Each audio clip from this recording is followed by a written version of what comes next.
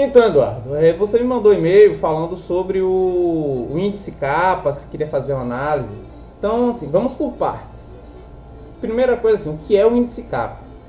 O índice capa, como você colocou no e-mail, uma análise de concordância entre duas variáveis entre si.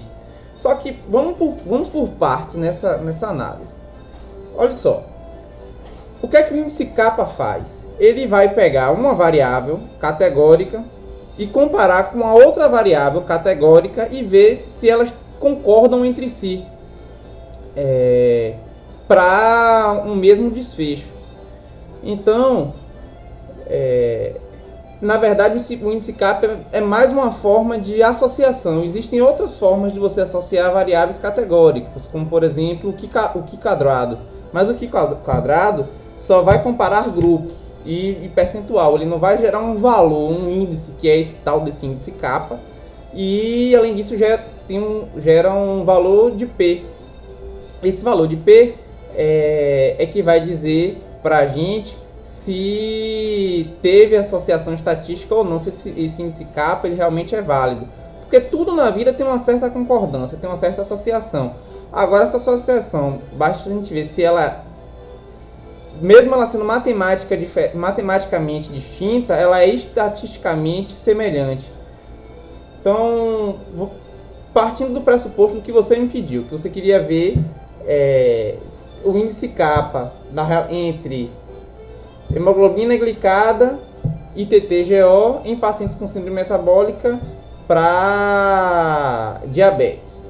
Então, o primeiro pré-requisito é TTGO e hemoglobina glicada tem que estar dividido em grupos categóricos. Ou seja, você tem que, no banco de dados, a hemoglobina glicada está em valor contínuo. Você tem que pegar esse valor contínuo e transformar para a categoria.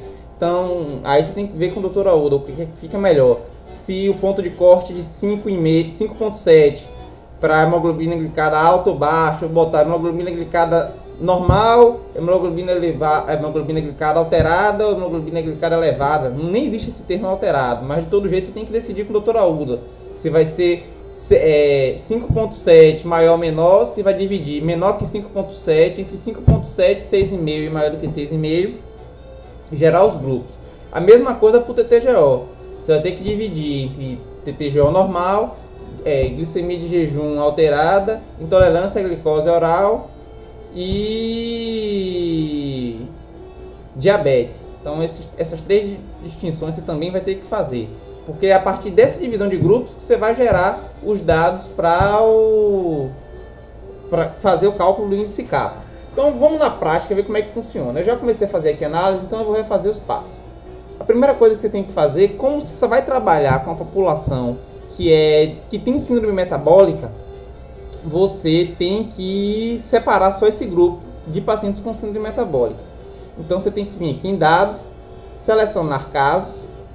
Aí aqui no caso, você vai no SI, selecionar o caso SI, aí seleciona a variável que você quer, clica aqui, a variável vai aparecer e você vai dizer igual ao que, qual é o valor igual dessa variável que você está selecionando. No caso, vou refazer aqui para você ver.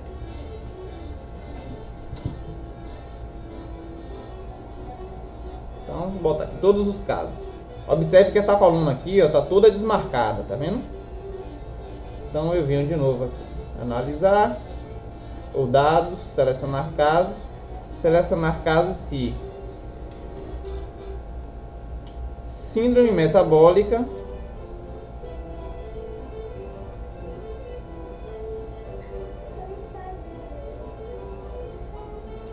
foi igual a 1. Ou seja, em todos os casos que síndrome metabólica foi igual a 1, eles vão entrar na análise. Os que não forem igual a 1, eles não vão aparecer. Então, ó, só para você ver.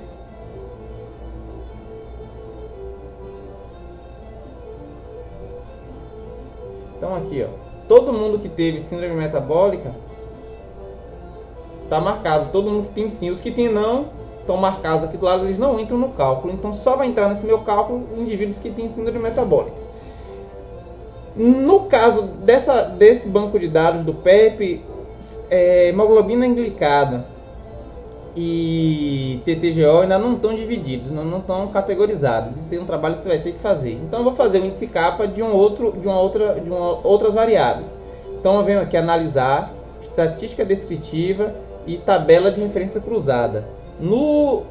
A depender da sua versão do SPSS, isso vai estar em inglês, então vai estar como crosstab. Você vai aqui em crosstab, aí eu venho estatística, eu vou pedir o índice kappa. Continuar. Células, eu vou pedir para colocar o observado e o esperado. Continuar. Aí aqui eu botei duas variáveis que eu já sei que estão categóricas, que é o grau de obesidade, está em grau 1, 2 e 3, e a pressão arterial elevada. Cliquei em OK. O SPSS vai me gerar esse seguinte gráfico. Então, o número de indivíduos que tem tanto grau de obesidade quanto PA elevada. Então eu tenho 86 indivíduos nessa minha seleção, que dá um total de 97%. Tem dois casos que dois indivíduos que ou não tem PA ou não tem obesidade elevada. O segredo do índice kappa é essa parte aqui, ó. Então vamos ver aqui a tabela a tabulação da associação da concordância entre grau de obesidade e PA elevada.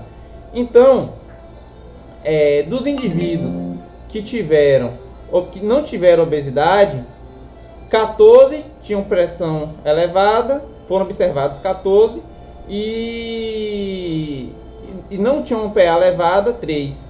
E era esperado embaixo o valor total que era esperado, 14.4 e 2.6. Isso daí vai depender de como você vai construir sua tabela no final. Se você vai botar só o valor observado, ou se vai botar o valor observado e o esperado. E aqui embaixo a gente tem a análise estatística propriamente dita. Então, aqui tem o valor do índice kappa, o kappa para associação entre grau de obesidade e PA elevada sim ou não, foi de 0,02. O intervalo de confiança foi de 0,44 a 0,53 e o valor de P foi de 0,965. Então, o que isso quer dizer? A gente tem esse valor o valor do índice kappa de 0,2. O índice kappa ele vai de 0 até 1. E em determinadas faixas ele diz o grau de concordância, se é ruim, se é fraco, se é bom, se é ótimo, se é excelente, por aí vai. E o P diz se essa concordância é significativa, se tem significância estatística ou não. A gente considera com significância estatística valores maiores do que 0,05. Nesse caso não teve, foi bem maior do que 0,05, então não tem associação estatística.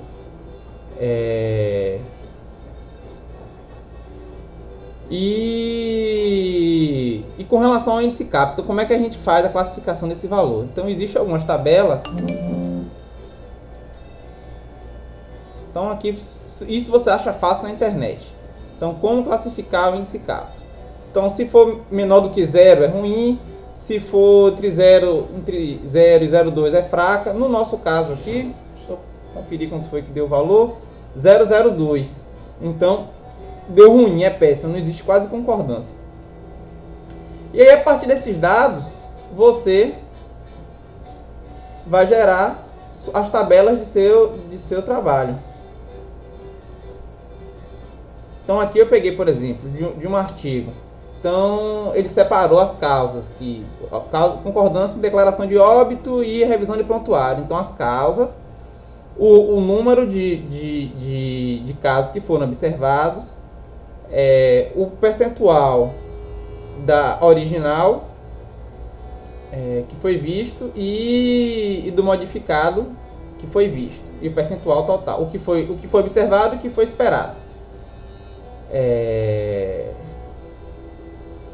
Aqui ele coloca o índice kappa, o intervalo de confiança e a relação.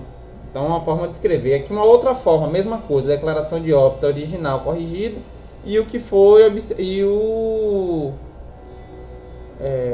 e a concordância observada. Então, a gente tem aqui a declaração de óbito original, corrigida, concordância observada, o valor do índice kappa e a interpretação.